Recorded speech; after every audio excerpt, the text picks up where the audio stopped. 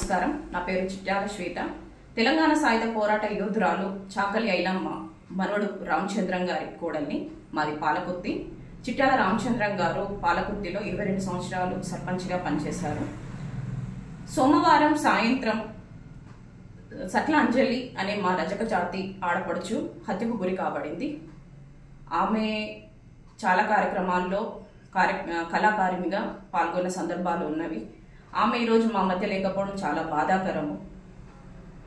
అయితే ఈ విషయంలో చాలా మంది ప్రింట్ మీడియా, ఎలక్ట్రానిక్ మీడియా, అలాగే సోషల్ మీడియాలో ఒక దుష్ప్రచారం వస్తుంది. ఆమె చాకలి ఐలమ్మ ముని మనవరాలు అని. దయచేసి చెప్తున్నా, సట్ల అంజలి గారికి మాకు ఎటువంటి సంబంధము లేదు. ఐలమ్మ కుటుంబానికి కానీ సట్ల అంజలికి ఎటువంటి సంబంధం లేదు. ఆమె ఐలమ్మ ముని మనవరాలు కాదు. దయచేసి ప్రతి ఒక్కరు ఈ విషయాన్ని సోషల్ మీడియాలో వచ్చిన దాన్ని ఫార్వర్డ్ చేసుకుంటూ కామెంట్స్లలో అంత గొప్ప యోధురాలు కడుపున కుటుంబంలో పుట్టిన మహిళకు ఇలాంటి కూతురు పుట్టడం ఏమిటి అని ఒక కామెంట్స్ చూస్తుంటే మాకు చాలా బాధాకరంగా ఉన్నది. దయచేసి చెప్తున్నా,